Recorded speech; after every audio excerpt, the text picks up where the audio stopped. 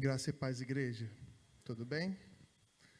Vamos abrir nossas Bíblias em Lucas, capítulo 1, versículos 45, 46, a 55.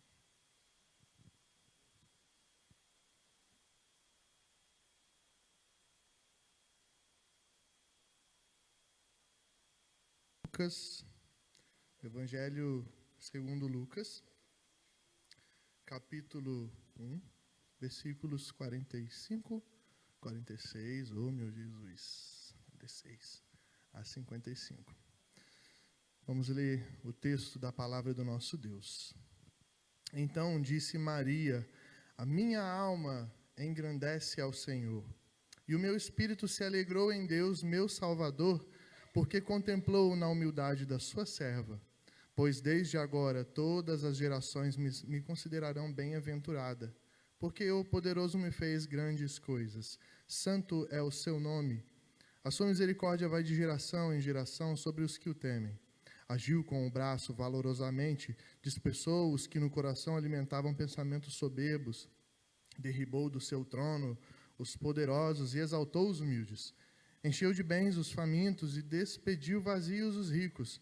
Amparou a Israel, seu servo, a fim de lembrar-se da sua misericórdia a favor de Abraão e da sua descendência, para sempre, como prometera aos nossos pais. Vamos orar, irmãos, antes de que a palavra seja pregada?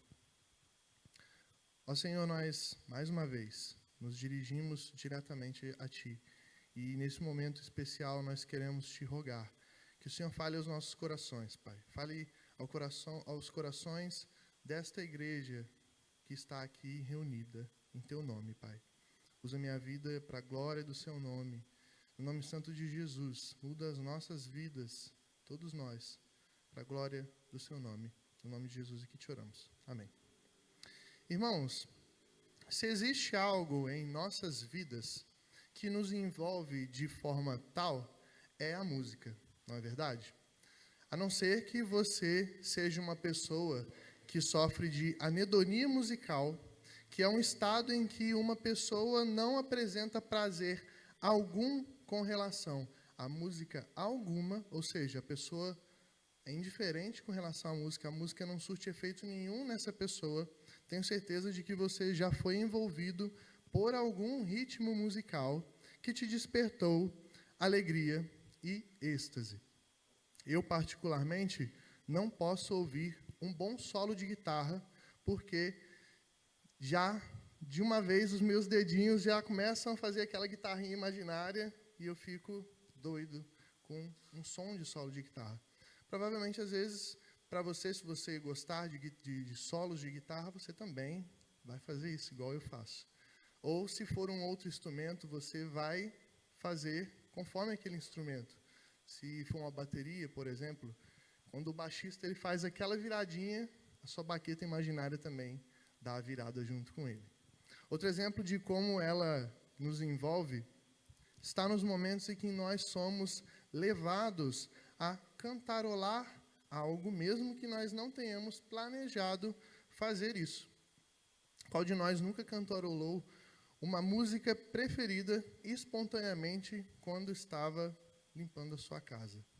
Ou que já se pegou cantando alguma dessas sofrências que tem por aí, que tinha acabado de passar no carro, na rua, e infelizmente você teve que ouvir, e aquele negócio grudou na sua cabeça e não saiu, e fez você cantar aquilo ali automaticamente, ou sem pensar, impulsivamente, mesmo que você não gostasse.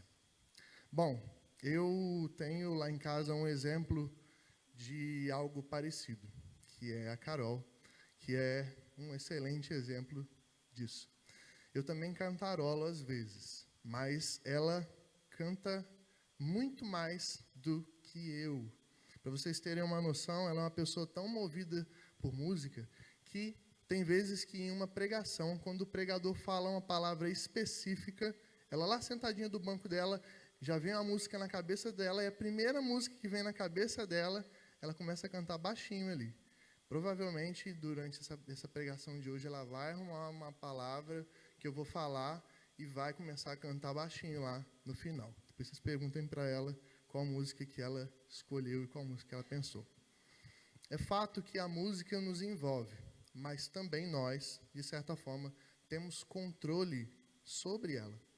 Podemos comprovar isso no fato de que utilizamos a música em vários contextos diferentes, situações diferentes. Por exemplo, nós usamos a música ou cântico como um instrumento de ensino. E eu confesso que, como professor, que eu sou, trabalhando como professor, eu não sou muito de usar a música, esse recurso na escola, onde eu trabalho com crianças, apesar dele ser muito eficaz. Mas por que eu não faço isso? Porque eu fico um tanto quanto envergonhado de ter que fazer alguns gestos que o professor de educação infantil tem que fazer. E sim, eu fico envergonhado, apesar de toda a exposição que às vezes eu me coloco, como, por exemplo, esta aqui de hoje. Eu fico envergonhado, apesar de não parecer. E tenho certa dificuldade de forçar algumas reações. Mas o fato é que a música é um instrumento muito eficaz para o nosso aprendizado desde que nós somos criancinhas. Eu mesmo sou um exemplo disso ainda, porque eu nunca me esqueci da versão da música que eu aprendi com a minha professora do 8º ano, da música do Roberto Carlos, Jesus Cristo, que ela modificou para que a gente pudesse aprender sobre pronomes oblíquos. E a música é mais ou menos assim. Mim, comigo, te ti, contigo, se si, consigo, olhes aqui, nós conosco, vós convosco. Aí tem o olhes aqui de novo. Entenderam? Viram só como é que eu aprendi o pronome oblíquo, os pronomes oblíquos e não esqueci mais? Muitas vezes também o canto, a música, o cântico, pode trazer verdades sobre nós também. Nós podemos comprovar esse fato nos momentos em que nós estamos em comunhão, reunidos como a Igreja de Cristo, como este momento aqui de hoje, que nós separamos um momento para cantarmos ao nosso Deus, seja ele num culto ou em uma outra reunião que nós vemos nos reunir no nome do Senhor. E o que eu quero dizer com isso? Quando você se propõe a cantar uma música, nesses momentos que eu citei agora há pouco, por exemplo, essa música revelará muito do que há no seu coração. Se você tem o cuidado por cantar músicas que exaltam, enaltecem e louvam unicamente a Deus por todos os seus feitos graciosos para com as nossas vidas e também com relação à pessoa perfeita do nosso Senhor, essas músicas mostrarão, de um modo geral, que o seu coração tem caminhado tendo em vista uma vida de santidade com o Senhor. Mas, por outro lado, se você canta músicas para Deus, sem se preocupar com as palavras que saem da sua boca, apenas indo na onda do que é cantado diante de você ou ao seu redor, mesmo vendo que são músicas que claramente buscam satisfazer os nossos egos maus, falando de prosperidade, de triunfalismos, unicamente para as nossas vidas, saiba que esses cânticos revelarão, possivelmente, a face egoísta e pecaminosa do seu coração, que está aparentemente mais envolvido consigo do que com Deus. E é com esse olhar que nós partiremos para este texto que nós lemos aqui, do Cântico de Maria, Magnificat, que é o nome dele. Mulher esta jovem, que provavelmente vivia em um período de adolescência para a juventude, quando foi agraciada pelo Senhor para ser mãe de Jesus. Contudo, antes das verdades serem reveladas sobre Maria nesse cântico que nós vamos ver hoje, lembremos um pouco desta mulher que era de uma família pobre, era virgem, mas já comprometida com José, que havia a tomado como noiva dele.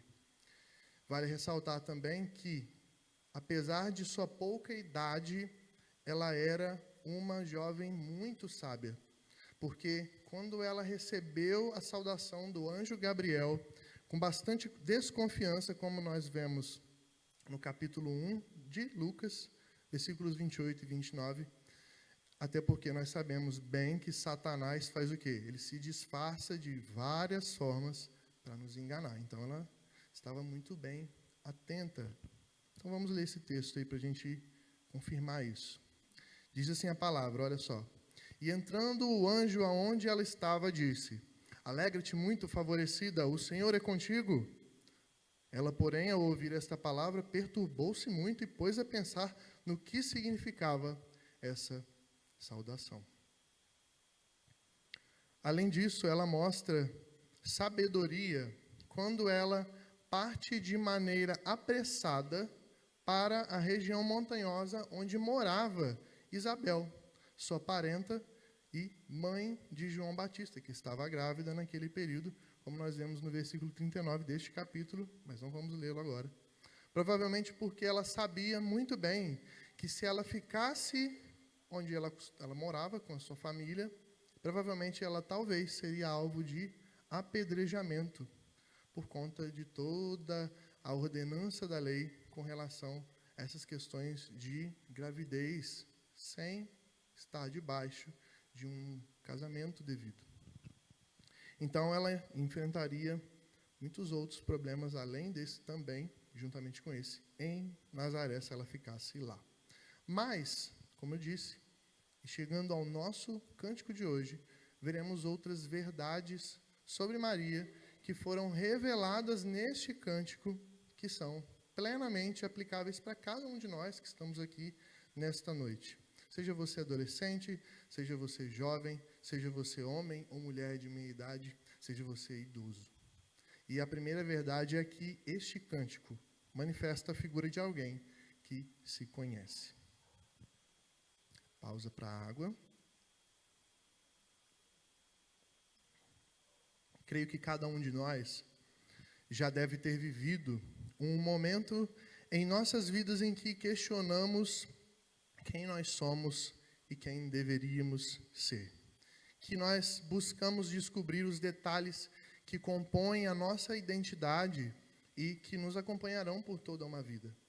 Lembro-me de momentos em minha vida que eu parava e detectava que eu não me conhecia muito bem. Eu não sabia quem eu era, porque eu nunca tinha parado para pensar nos traços que faziam do Thales o Thales. Provavelmente, talvez, até muitos de nós que estamos aqui, mesmo já adultos, se nós formos perguntados como nos descreveríamos, talvez nós gaguejaríamos e teríamos dificuldades para responder essa questão. Provavelmente Maria também, mesmo que em uma sociedade diferente da nossa, teve alguns questionamentos sobre a sua identidade, pelo simples fato de que ela era um ser humano como qualquer um de nós que está aqui hoje, que está sujeito a passar por mudanças, tanto físicas quanto mentais, em seu desenvolvimento humano. Porém, sua experiência diante do Senhor, diante do Deus que proporciona graça e misericórdia, da maravilha, de toda a maravilha também do que Deus tinha feito na vida dela até o momento que continuava fazendo, promoveu e deu a ela respostas profundas sobre o conhecimento interior acerca de quem ela era, como nós podemos ver nos versículos 46 a 49, que nós não vamos ler agora. Você pode dar uma olhadinha aí se você quiser. Primeiramente, esse profundo entendimento é demonstrado quando ela diz, nos versículos 46 e 47, que Deus é o seu Senhor e Salvador. Pelos textos anteriores, sabemos que Maria conhecia a Deus e tinha sua vida diante dele.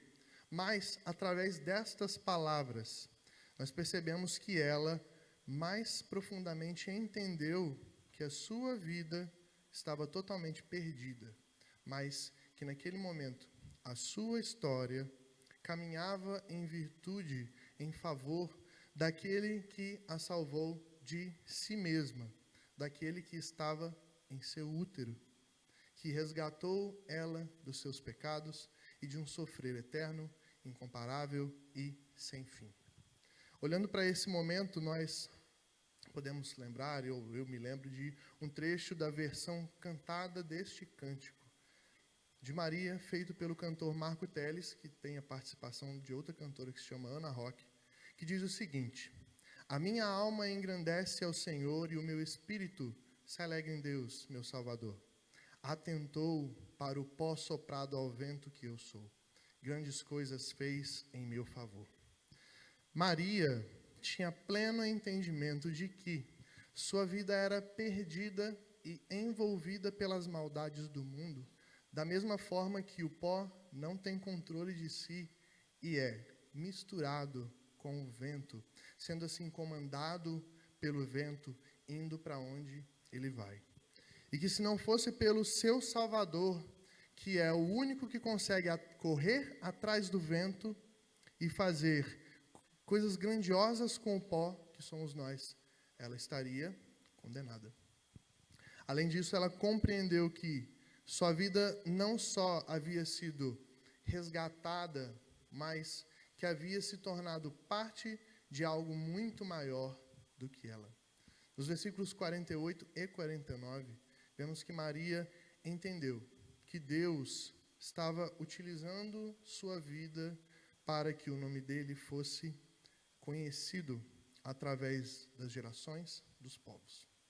Que se ela seria considerada pelas gerações como alguém que recebeu maravilhas divinas, era unicamente e exclusivamente pelo fato de que o Todo-Poderoso, que é Santíssimo, fez a ela grandes coisas, contemplando a humildade daquela que o servia completamente. Quanto a nós, irmãos, será que se alguém lhe pedisse ou lhe perguntasse a descrição da sua identidade hoje, especificamente a parte que diz respeito à sua fé, você gaguejaria? Você diria que sua alma é alegre no Senhor, pois Ele te resgatou de um inferno e de uma vida de perdição eterna, se tornando o seu Salvador? Você poderia dizer que o sangue de Jesus banhou seu espírito morto, te trazendo vida abundante? Que o seu Salvador ajuntou e retirou o pó que você é de todo o vento mau que te movia, seja do mundo ou do seu próprio coração, e tem construído maravilhas a partir da sua vida? Ou você não teria nada a dizer, pois se senta em algum desses bancos aqui de domingo a domingo, sem ter sua vida mudada a partir das palavras de salvação e vida eterna que você ouve aqui, pois, na verdade, o que você quer é ser um aproveitador que interpreta um papel aos domingos, para que Deus possa assim receber, aliás, que Deus assim possa te dar bênçãos físicas em suas semanas neste mundo. Será que as gerações, ou melhor, vamos diminuir um pouquinho esse grupo, seus vizinhos, seus companheiros de trabalho, seus familiares, consideram você bem-aventurado porque o poderoso fez grandes coisas a você? E quando falo em grandes coisas, eu falo em mudar de vida, mudar a sua vida de pecados e maldades para uma vida santa e resgatada pelo nome e pelo sangue de Jesus Cristo. Será que o nome de Deus é conhecido e respeitado pelas pessoas à sua volta por causa da sua vida?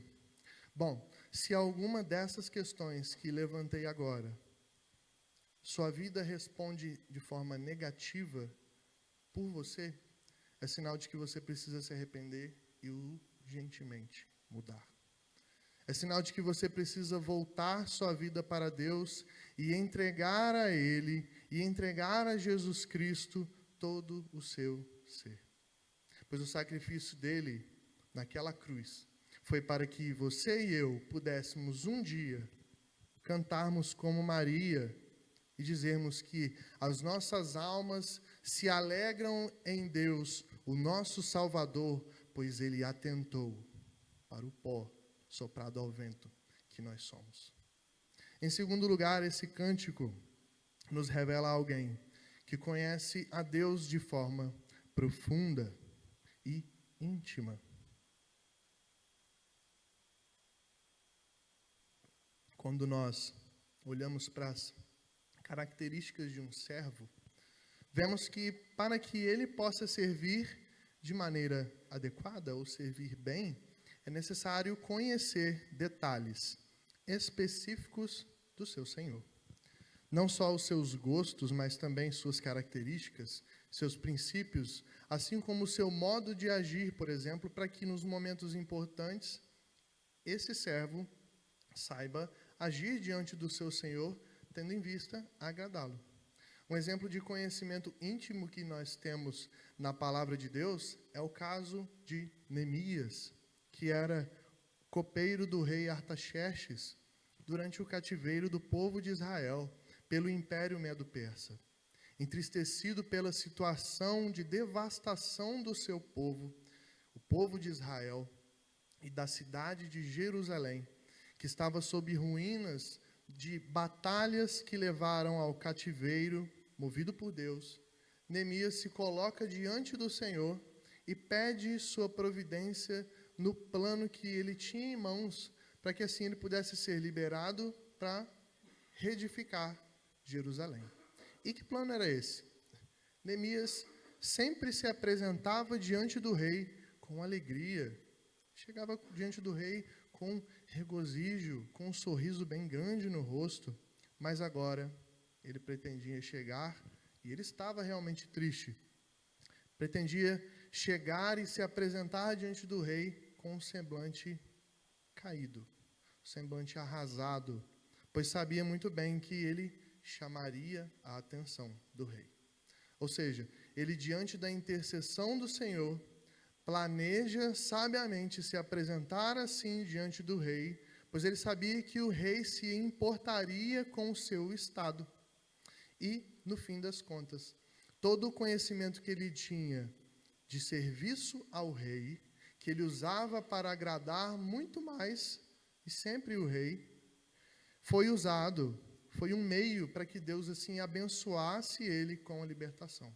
Vamos olhar Neemias capítulo 2, versículo 1 a 8, já está aí até na tela, né? Diz assim o texto: No mês de Nissan, no ano 20º do rei Artaxerxes, uma vez posto o vinho diante dele, eu tomei para oferecer e lhe dei. Ora, eu nunca antes estivera triste diante dele. O rei me disse: Por que está triste o teu rosto, se não está doente? Tem de ser tristeza do coração. Então temi sobremaneira. E lhe respondi: Viva o rei para sempre!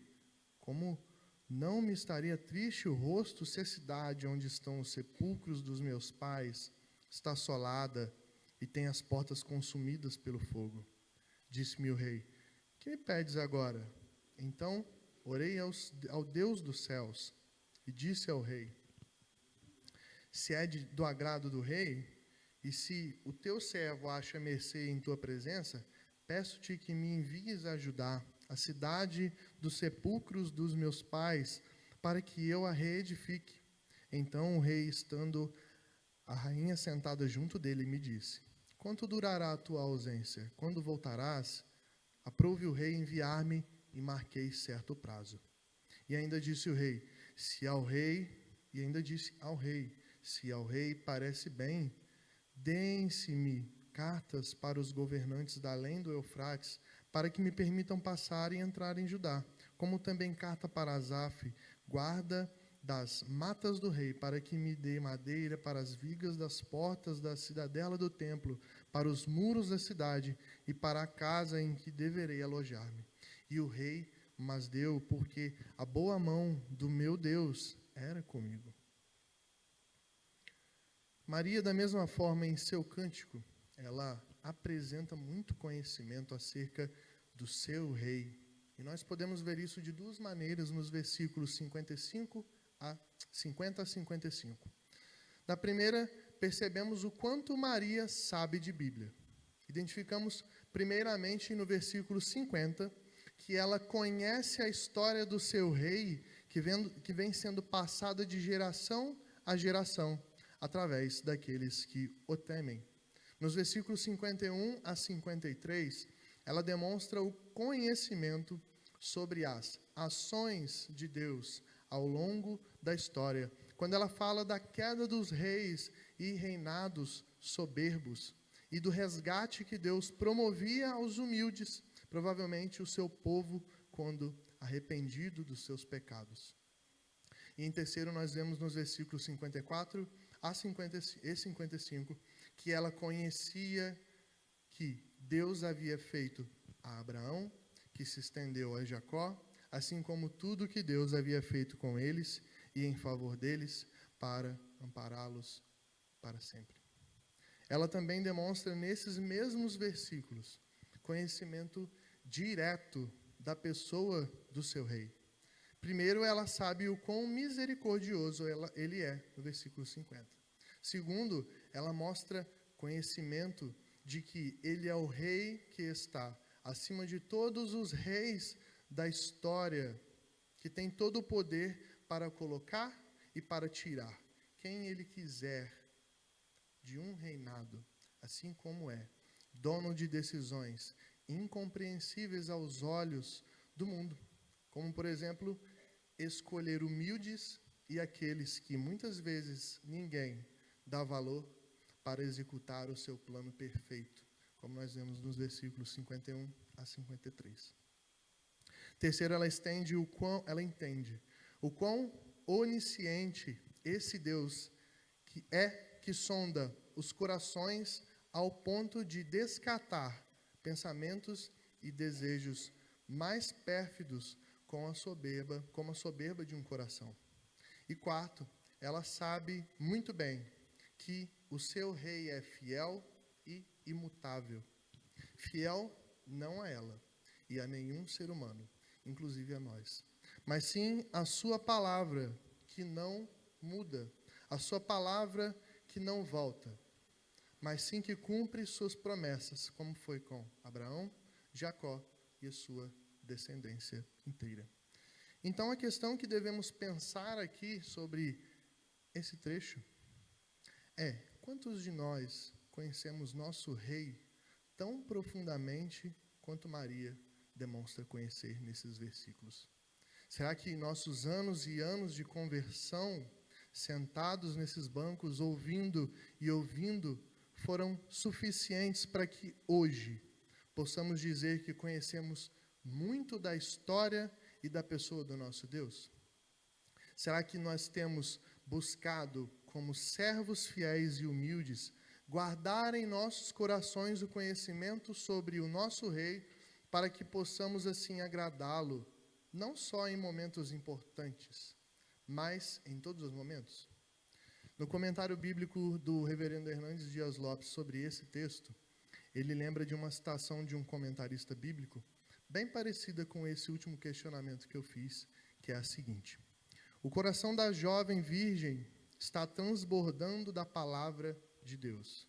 Ela guardou a palavra de Deus em seu coração e transformou em cântico, transformou em música.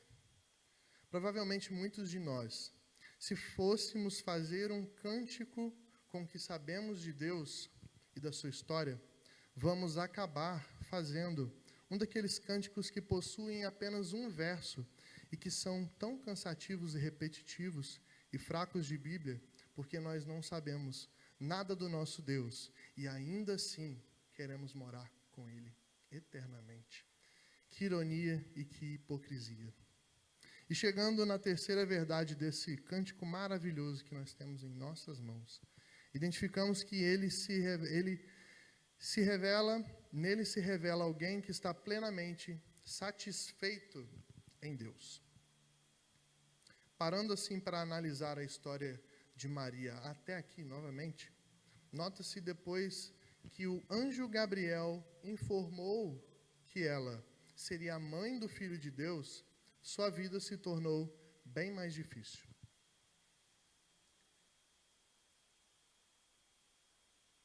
anteriormente, citei que a sua ida ao encontro de Isabel nas montanhas provavelmente se deu pelo fato de que se ela continuasse em sua casa, seria alvo de apedrejamento. Além disso, Mateus nos informa no evangelho escrito por ele que José decide se separar dela ao saber que ela estava grávida, demonstrando que até o casamento dela foi colocado em risco, mas, no final, Deus alertou José e tudo foi resolvido. Vamos ler lá Mateus 1, versículos 20 a 24. Mateus capítulo 1, versículos 20 a 24. A palavra de Deus diz o seguinte: Enquanto ponderava nestas coisas, eis que lhe apareceu em sonho um anjo do Senhor, dizendo: José, filho de Davi, não temas receber Maria, tua mulher, porque o que nela foi gerado é do Espírito Santo. Ela dará à luz um filho e lhe porás o nome de Jesus, porque ele salvará o seu povo dos pecados deles.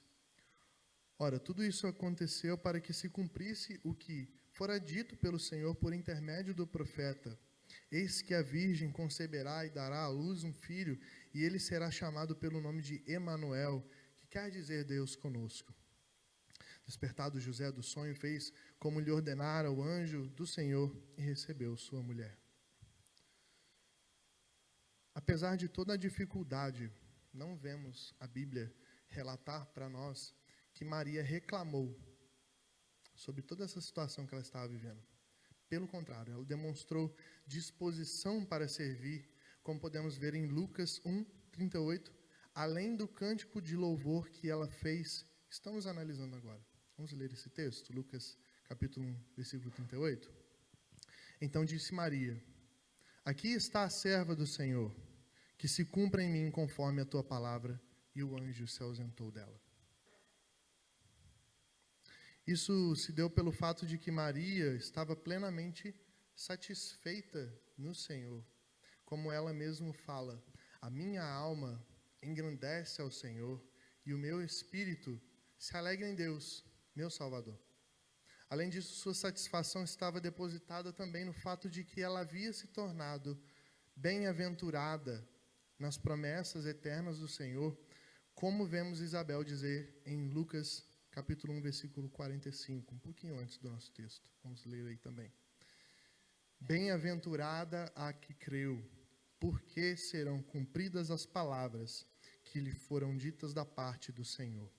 E que promessas eram essas? Bom, a promessa da vida eterna era algo que estava já afirmado em seu coração. Mas, além disso, ter a honra de ser a mãe do Messias, com certeza, tornaria também qualquer sofrimento minúsculo. Quando olhamos para nós, irmãos, creio que encontramos um quadro contrário. Não é verdade?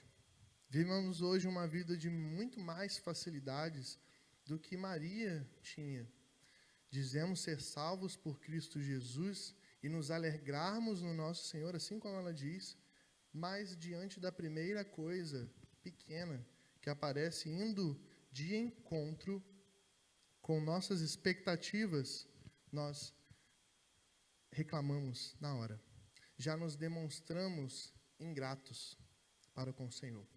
Compreendemos que nossa vida está suscetível a ser marcada por sofrimentos, mas sustentamos a ilusão do sonho americano de que devemos ter sempre nossas boas casas, nossos bons empregos, nossas boas famílias, nossos bons futuros, sem que nada venha nos atrapalhar e tirar nossa paz ilusória. Inclusive até queremos colocar nas costas de Deus a obrigação de nos dar uma vida de paz momentânea, encaixada dentro dos moldes e desejos da nossa mente, do nosso coração, tendo isso tudo sendo realizado do jeitinho que nós queremos, através dos meios, dos caminhos que nós queremos. Sabe como nós revelamos esses desejos dos nossos corações? Bom, um jeito eu já citei no início. Quando nós tentamos barganhar com Deus com uma idinha na sua casa, principalmente se for no domingo de ceia, para que ele assim me abençoe depois. Ou orando para que ele me abençoe, mas vivendo uma vida totalmente fora da santidade que o Senhor deseja para cada um de nós. Afinal de contas, Deus é muito amoroso e atende nossas orações, independente do que eu faça, ou seja.